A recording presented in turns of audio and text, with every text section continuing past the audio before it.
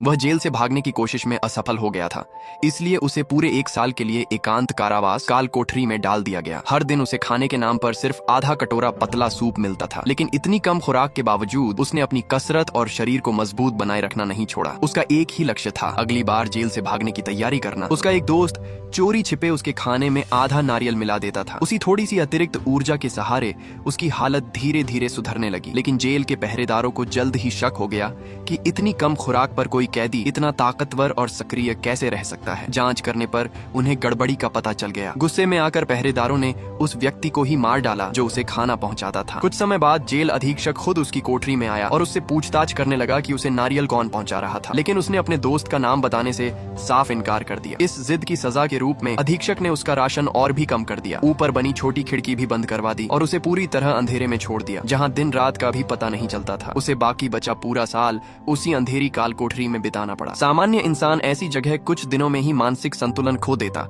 लेकिन उसकी इच्छा शक्ति असाधारण थी। उसने हर कठिनाई झेल ली और आखिरकार एक दिन जेल से भागने में सफल हो गया। यह फिल्म पैपिलॉन एक सच्ची घटना पर आधारित है। बहुत से लोग इसे इतनी शानदार मानते हैं कि इसकी तुलना द शॉशैंक रिडेम्पशन जैसी प्रसिद्ध जेल फिल्मों से की जाती है। कहानी की शुरुआत में पैपिलॉन को कपड़े उतरवाकर अन्य कैदियों के साथ जेल भेजा जा रहा होता है। उसके पीछे खड़ा एक कैदी उसे बताता है कि सामने जो आदमी है वह करोड़पति है और उसके पेट के अंदर जरूर काफी पैसा छिपा हुआ होगा। जिस दिन से पैपिलॉन को सजा सुनाई गई थी, उसी दिन से उसके मन में सिर्फ एक ही जुनून था, जेल से भागना। और भागने के लिए पैसे सबसे जरूरी चीज थे। जब कैदियों को जहाज पर चढ़ाया गया, तब पैपिलॉन ने उस अमीर कैदी डेगा पर नजर रखनी शुरू कर दी। उसने जानबूझकर अपने सोने की जगह के पास एक खाली स्थान छोड़ दिया और फिर डेगा के पास पहुंचा, जो फर्श पर सिकुड़कर बैठने को मजबूर था। पैपिलॉन ने उससे कहा कि वह उसकी सुरक्षा कर सकता है और इस खूंखार कैदियों के बीच उसे जिंदा रख सकता है। बदले में उसे कुछ पैसे देने होंगे, लेकिन डेगा को उस पर भरोसा नहीं हुआ। उसका मानना था कि पैसे देकर पहरेदारों को खरीदना किसी कैदी पर भरोसा करने से ज्यादा सुरक्षित है। लेकिन उसी रात उसकी सोच बदल गई। आधी रात को एक भयानक चीख सुनाई दी। डेगा की आंख खुल गई और उसने देखा कि उसके पास सो रहा एक कैदी दूसरे विशालकाय कैदी द्वारा बेरहमी से मार डाला गया था। उस हमलावर ने उसका पेट फाड़ दिया था और चारों तरफ खून फैल गया था। इसके बाद जो हुआ वह और भी डरावना था। हत्यारे ने खून और मांस के बीच हाथ डालकर मृत कैदी की आंतों में छिपाए गए पैसे निकाल लिए। उसने कुछ पैसे अपने पास रखे और बाकी पहरेदारों को दे दिए। पहरेदारों ने पैसे लेने के बाद ही सीटी बजाकर घटना की सूचना दी। बाकी पहरेदारों ने भी लाश को ऐसे उठाकर फेंक दिया जैसे कुछ हुआ ही न हो। यह देखकर डेगा समझ गया कि यहाँ पहरेदारों से किसी तरह की सुरक्षा की उम्मीद करना बेकार है। अगला शिकार वह खुद भी हो सकता था। डर के मारे वह उसी रात पैपिलॉन के पास पहुंचा और दोनों के बीच समझौता हो गया। अब पैपिलॉन उसकी सुरक्षा करेगा और बदले में डेगा उसे पैसे देगा। जैसा कि पैपिलॉन ने अनुमान लगाया था, लालच अभी खत्म नहीं हुआ था। रात को जब सभी सो रहे थे, एक खतरनाक कैदी चुपके से डेगा के बिस्तर की ओर बढ़ा। लेकिन पैपिलॉन पहले से तैयार था। उसने पीछे से बिजली की गति से हमला किया और अपनी बेहतरीन लड़ाकू क्षमता के दम पर उस हमलावर को मार डाला। इस घटना के बाद दोनों की साझेदारी और मजबूत हो गई। कुछ दिनों बाद जहाज समुद्र पार करके फ्रेंच गयाना की उस कुख्यात जेल कॉलोनी में पहुंच गया, जिसे दुनिया के सबसे भयावह दंड स्थलों में गिना जाता था। जब कैदियों को जहाज से उतारा जा रहा था, तभी पैपिलॉन के एक साथी कैदी ने अचानक ऊंचाई से छलांग लगा दी और जानबूझकर अपनी टांग तोड़ ली। वह दर्द से चिल्ला रहा था, लेकिन जब उसे स्ट्रेचर पर ले जाया जा रहा था, तब उसके चेहरे पर एक अजीब संतोष दिखाई दे रहा था। असल में वहां मौजूद हर कैदी जानता था कि इस जेल में पहुंचना लगभग मौत के मुंह में जाने जैसा है। ऐतिहासिक रिकॉर्ड के अनुसार लगभग 80,000 कैदियों को इस दंड कॉलोनी में भेजा गया था। उनमें से बहुत से लोग निर्दोष भी थे, लेकिन जो लोग जिंदा वापस लौट पाए उनकी संख्या 10% से भी कम थी। ये जगह बेहद गर्म, बीमारियों से भरी और अमानवीय परिस्थितियों वाली थी। यहाँ के कैदी हिंसक और निर्दयी थे, लेकिन सबसे भयावह व्यक्ति था जेल का अधीक्षक, जिसे लोग शैतान जैसा इंसान मानते थे। वह केवल कैदियों को मारने में आनंद नहीं लेता था, बल्कि उनकी आत्मा और मानसिक शक्ति को तोड़ने के लिए कुख्यात था। उसने भागने की कोशिश करने वालों के लिए कठोर नियम बनाए थे। पहली बार भागने पर 2 साल का एकांत कारावास, दूसरी बार भागने पर 5 साल का एकांत कारावास और तीसरी बार पकड़े जाने पर सीधे डेविल्स आइलैंड भेज दिया जाता था, जहां जीवन भर कैद रहना पड़ता था। केवल हत्या करने वालों को तुरंत मौत की सजा दी जाती थी। इस जेल में इंसानों की गरिमा पूरी तरह छीन ली गई थी। सैकड़ों कैदी जानवरों की तरह एक विशाल सामूहिक सोने की जगह में ठूंस दिए जाते थे। हर कैदी के पैरों में भारी लोहे की जंजीरें बंधी रहती थीं। जब वे सिर उठाकर ऊपर देखते तो छत पर हजारों खून चूसने वाले चमगादड़ उल्टे लटके दिखाई देते थे। यहाँ तक कि शौच जैसी बुनियादी जरूरत भी पहरेदारों की निगरानी में पूरी करनी पड़ती थी। हर दिन कैदियों को खदानों में काम करने के लिए मजबूर किया जाता था। उन्हें विस्फोट करके तोड़े गए भारी पत्थरों को उठाकर गाड़ियों में भरना पड़ता था। थकावट, लू लगना और काम करते करते मौत हो जाना यहाँ की आम बात थी। एक दिन डेगा पत्थर उठाते समय गलती से वह कैप्सूल गिरा बैठा जिसमें उसने पैसे छिपा कर रखे थे। वही पैसा दोनों की आजादी और भविष्य की उम्मीद था। पेपिलोन ने तुरंत काम रुकवाया और पत्थरों के ढेर में पागलों की तरह खोजबीन शुरू कर दी। बड़ी मुश्किल से और पहरेदारों के पहुंचने से ठीक पहले उसे वह कैप्सूल मिल गया। कुछ समय बाद दोनों की नजर एक नाविक पर पड़ी जो हर महीने जेल के पहरेदारों के मनोरंजन के लिए महिलाओं को लाया करता था। पेपिलोन ने उससे समुद्र तट तक पहुंचने का रास्ता और वहां से भागने की कीमत पूछी। नाविक ने बिना किसी झिझक के भारी रकम मांगी, प्रति व्यक्ति 5,000। यह रकम बहुत बड़ी थी, लेकिन जिंदा बचने का कोई दूसरा रास्ता नहीं था। इसलिए पेपिलोन ने उसकी शर्त मान ली और 3 दिन बाद भागने की योजना तय कर ली। अगले दिन अचानक सभी कैदियों को मैदान में इकट्ठा किया गया। जेल अधीक्षक ने घोषणा की कि पिछली रात एक कैदी ने एक पहरेदार की हत्या करके भागने की कोशिश की थी, लेकिन वह असफल रहा और मारा गया। वह कोई और नहीं बल्कि वही कैदी था जिसने जेल पहुंचते समय अपनी टांग तोड़ ली थी ताकि उसे इस नरक जैसी जेल में न आना पड़े। अधीक्षक ने सबके सामने पेपिलोन और डेगा को उस मृत कैदी की लाश उठाने का आदेश दिया। कमजोर और नाजुक शरीर वाले डेगा के लिए यह काम बेहद कठिन था। डेगा, जो पहले ही डर और शारीरिक कमजोरी से टूट चुका था, मृत शरीर उठाते समय अचानक जमीन पर गिर पड़ा। उसकी सारी ताकत खत्म हो चुकी थी और वह दोबारा खड़ा भी नहीं हो सका। यह देखकर पहरेदारों को जरा भी दया नहीं आई। उनमें से एक ने चमड़े का कोड़ा निकाला और बेबस पड़े डेगा पर बेरहमी से बरसाने लगा। अपने साथी को मौत के करीब पहुंचता देख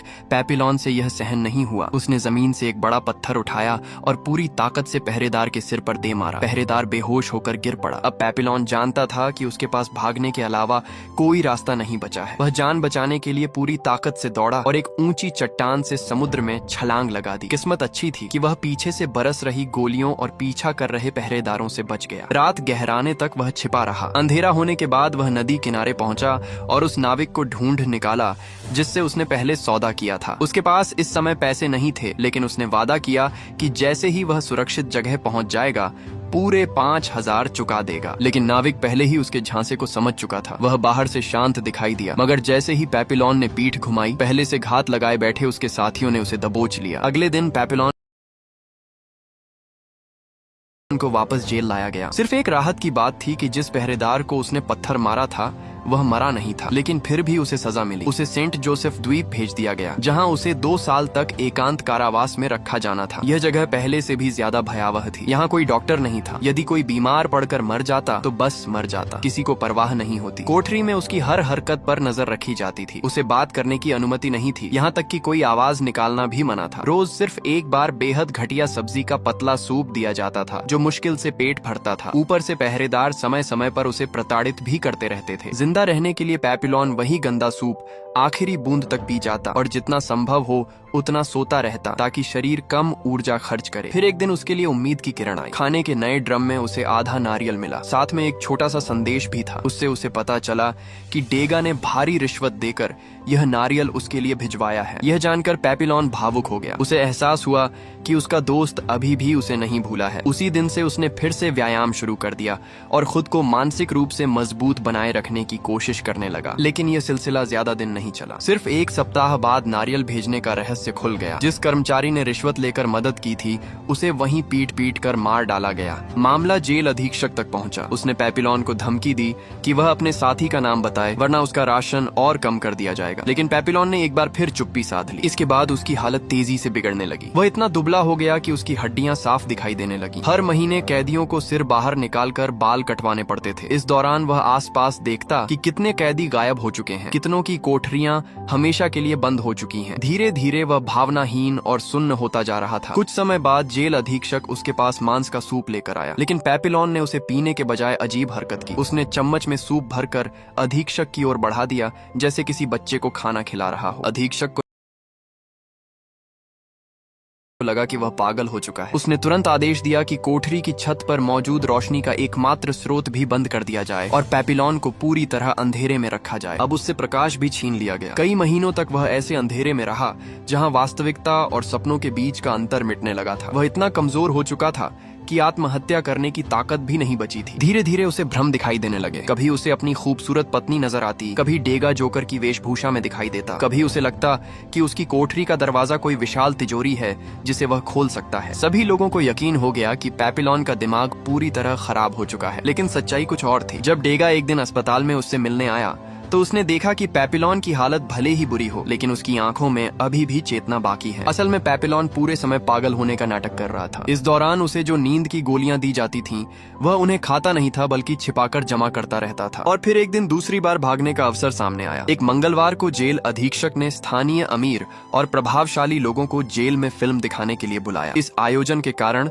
सुरक्षा व्यवस्था कमजोर हो गई थी। पेपिलोन और डेगा ने इस मौके का फायदा उठाने का फैसला किया। उन्होंने एक दाढ़ी वाले कैदी और एक सुंदर चेहरे वाले युवा कैदी को भी अपने साथ मिला लिया। योजना यह थी कि डेगा अपनी जमा की हुई दवाइयों का पाउडर शराब में मिलाकर पहरेदारों को बेहोश कर देगा और फिर बाकी लोग भाग निकलेंगे। लेकिन ठीक उसी समय एक भयंकर तूफान आ गया। फिल्म बीच में ही रोकनी पड़ी और सभी लोग वापस लौटने लगे। पूरी योजना बर्बाद होती नजर आ रही थी। तभी किस्मत ने उनका साथ दिया। बिजली गिरने से पूरे जेल परिसर की बिजली चली गई। चारों तरफ घना अंधेरा छा गया। इस मौके का फायदा उठाकर डेगा ने मुख्य रास्ते की चाबी चुरा ली। अंधेरे में छिपते हुए वे आगे बढ़ते गए। आखिरकार वे उस ऊंची दीवार तक पहुंच गए जिसके पार आजादी थी। लेकिन जब डेगा की बारी आई तभी बिजली वापस आ गई। अचानक फैली रोशनी में वह घबरा गया और नीचे कूदते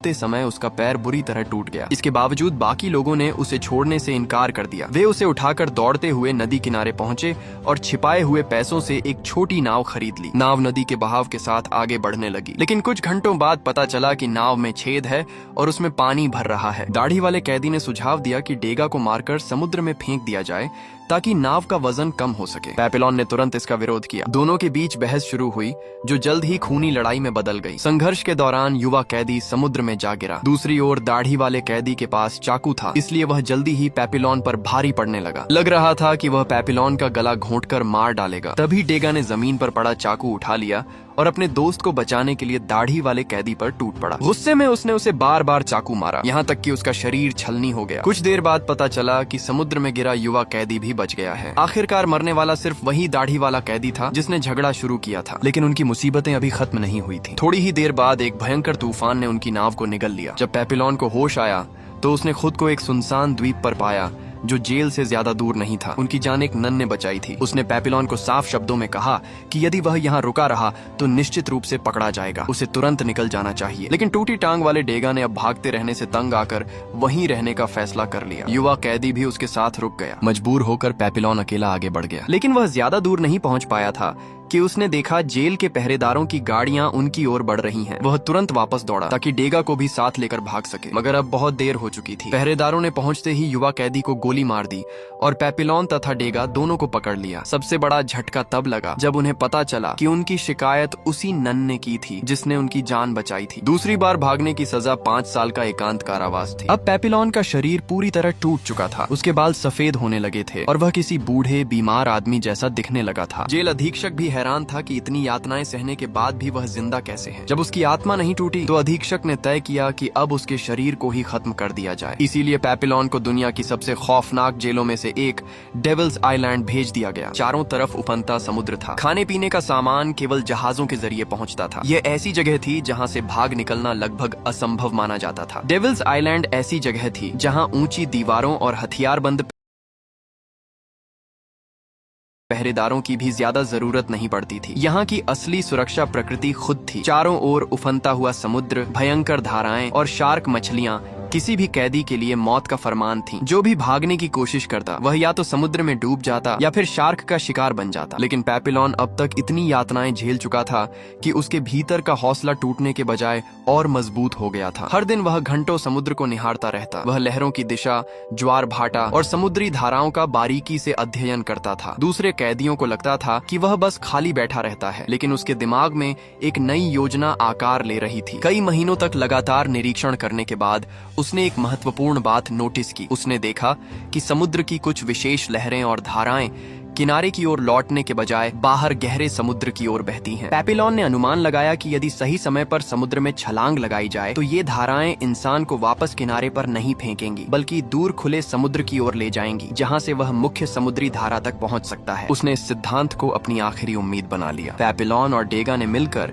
पुराने फटे हुए बोरों और नारियल के खोलों से एक अस्थायी बेड़ा तैयार किया। उनके पास कोई और साधन नहीं था, इसलिए जो भी सामग्री उपलब्ध थी उसी से उन्होंने अपनी जान बचाने का रास्ता बनाने की कोशिश की। आखिर वह दिन आ गया जब उन्हें समुद्र में उतरना था, लेकिन अंतिम क्षणों में डेगा का मन बदल गया। वर्षों की कैद, टूटे हुए शरीर और लगातार असफलताओं ने उसकी इच्छा शक्ति को खत्म कर दिया था। उसे अब आजादी की उम्मीद से ज्यादा सुरक्षित कैद पसंद आने लगी थी। उसने फैसला किया कि वह अब और जोखिम नहीं उठाएगा। पेपिलोन ने अपने पुराने दोस्त को गले लगाया। दोनों ने साथ मिलकर अनगिनत कठिनाइयां झेली थीं। उन्होंने एक दूसरे की जान बचाई थी, एक दूसरे के लिए यातनाएं सही थीं, लेकिन अब उनकी राहें अलग होने वाली थीं। भावुक विदाई के बाद पेपिलोन ने बिना पीछे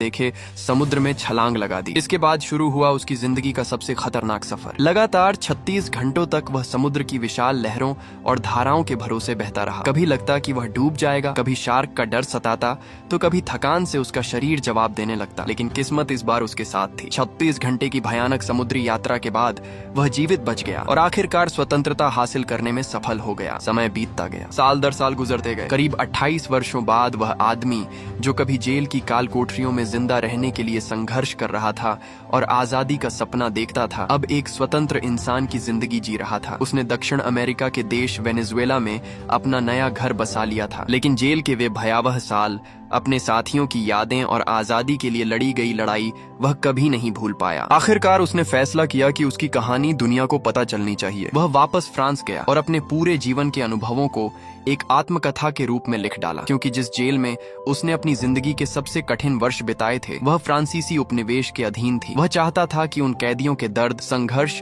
और बलिदान को लोग याद रखें। उसकी लिखी हुई आत्मकथा बाद में बेहद प्रसिद्ध हुई और उसी पर आधारित फिल्म पपियॉन बनाई गई। इस कहानी को देखने और सुनने के बाद मन लंबे समय तक शांत नहीं हो पाता। ये सिर्फ जेल से भागने की कहानी नहीं है, ये इंसान की इच्छा शक्ति, स्वतंत्रता की लालसा और कभी हार न मानने वाले जज्बे की कहानी है। पेपिलोन ने हर बार असंभव लगने वाली